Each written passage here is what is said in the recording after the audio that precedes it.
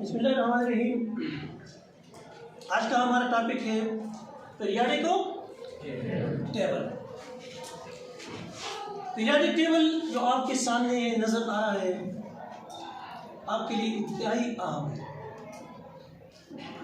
Periodic table हमें अनासिर के मुख्तलिफ खुसूसियात, उनके मास नंबर के बारे में, एटमी नंबर के बारे में, इनकी जो पीरियडिसिटी खसूसियात होती हैं उनके बारे में भी हमें बताता है। अगर हम उनके बारे में जानते हैं, उनकी खसूसियात के बारे में जानते हैं तो केमिस्ट्री भी आगे चलने में हमें बहुत ज़्यादा आसानी होगी। पीरियडिक टेबल की थोड़ी सी बैकग्राउंड के बारे में मैं आपको बताना चाहता हूँ। पीरियडिक टेबल सबसे पहले जो अनासिर तकरीबन 1800 तक की बात है। 1800 तक तकरीबन वहाँ पर 30 और या 32 के करीब या 34 के करीब अनासिर थी जो उस वक्त तक दरिया हो चुके। इनकी तादाद तो बहुत कम थी, तो इन्हीं अनासिर को अलग अलग याद करना कोई मुश्किल काम नहीं था। लेकिन बाद में जब ज़रूरत महसूस हुई, जब इनकी तादाद में इजाफा हुआ तो इसके क्लासिफिकेशन की भी ज़रूरत महसूस हुई। सबसे पहले तो पीरियडिक टेबल को दो ग्रुप में तकसीम कर दिया गया था। एक को कहते हैं हम मीटल और दूसरे को कहते हैं नॉन मीटल। सबसे पहले इनको इन दो ग्रुपों में तकसीम कर दिया गया।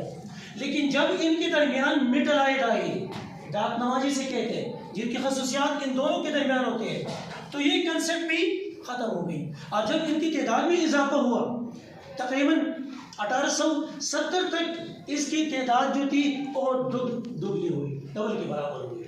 सबसे पहले 1817 को एक लॉ पेश किया गया डोब्राइनर ने एक लॉ पेश किया जिसको कहते हैं Döbereiner law of triads. Salasi जिसे कहते हैं सलासी। इसने अनासिर को एटमी औज़ान या मास नंबर के सऊरी तरतीब के लिहाज से अनासिर को तीन ग्रुपों में तकसीम कर दिया। तीन ग्रुपों में तकसीम किया गया और ये कहा कि atomic mass of the middle element, जो दरमियानी अंसर होता है, दरमियानी अंसर, इसका जो मास होता है बाकी दो अनासिर की वेट एवरेज के बराबर। मसलन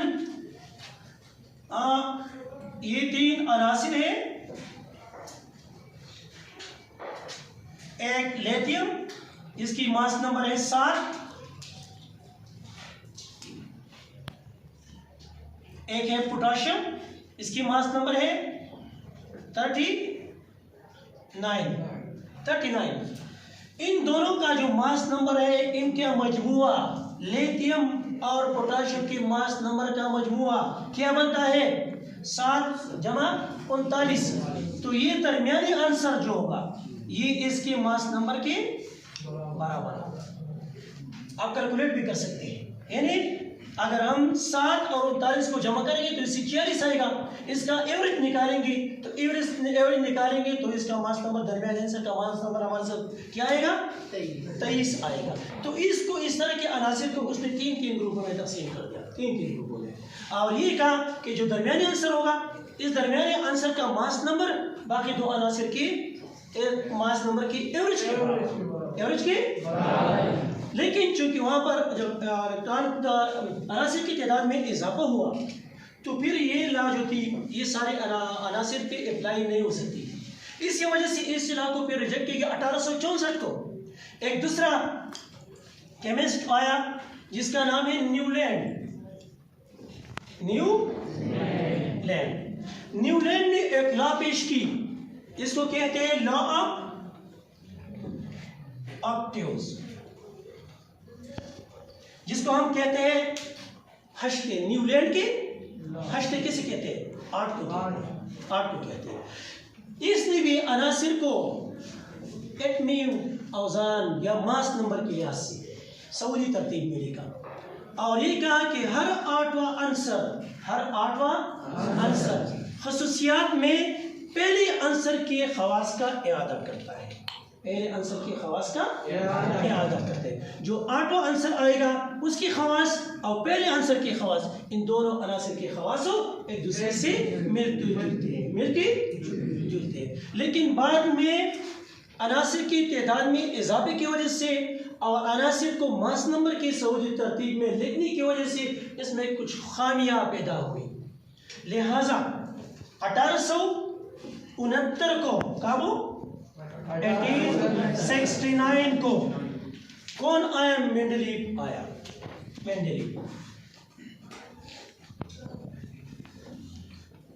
मेंडलीव आया और उसने भी अनासिर को तकरीबन उस वक्त तक 65 अनासिर दरियाफ्त हो चुके थे।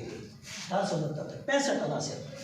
उसने अनासिर को सऊदी तरतीब के लिहाज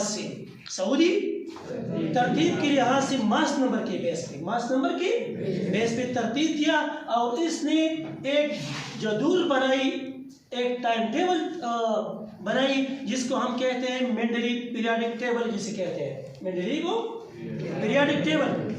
इसमें उन्होंने अनासिर को ग्रुपों में और पीरियड्स में तकसीम किया।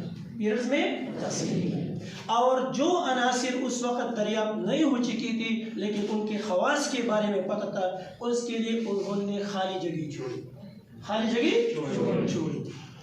लेकिन आखिर में जब एटम के बारे में मजीद स्टडी किया गया, इसकी स्पेक्ट्रोस्कोपिक स्टडी की गई, एक्सरे स्टडी की गई, तो ये पता चला कि चूँकि अभी तक जितनी भी तकसीम क्लासिफिकेशन हो चुकी थी वो मास नंबर के बेस पे हो चुकी थी।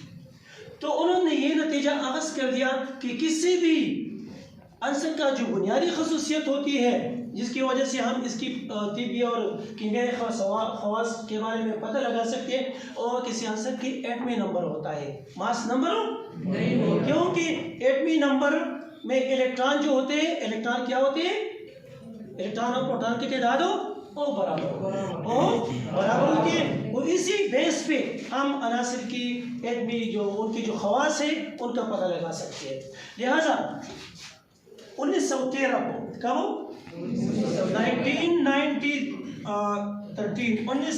को कौन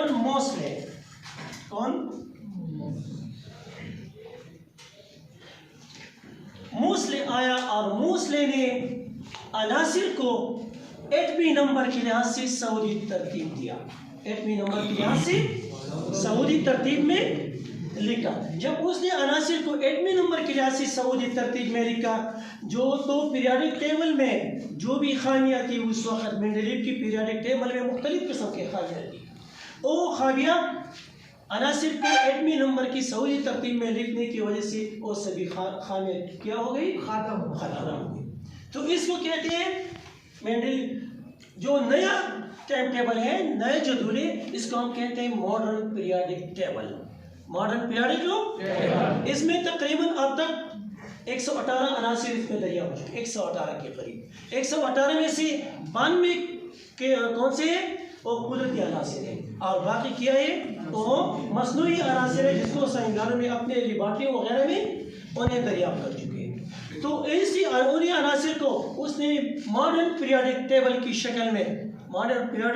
शक्ल में उसे तरतीब दिया और उसको उसने एटमी नंबरों के लिहाज से, एटमी नंबर की सऊदी तरतीब के लिहाज से तरतीब दिया, जिसको हम कहते हैं मॉडर्न पीरियडिक टेबल। लेकिन इसका जो बेस था, वजह जो थी, वो बेस कौन सी थी? मेंडलीव पीरियडिक टेबल थी। इसी वजह से मेंडलीव पीरियडिक टेबल की अहमियत की हाई है, क्योंकि इसने उसकी बुनियादी रखी थी।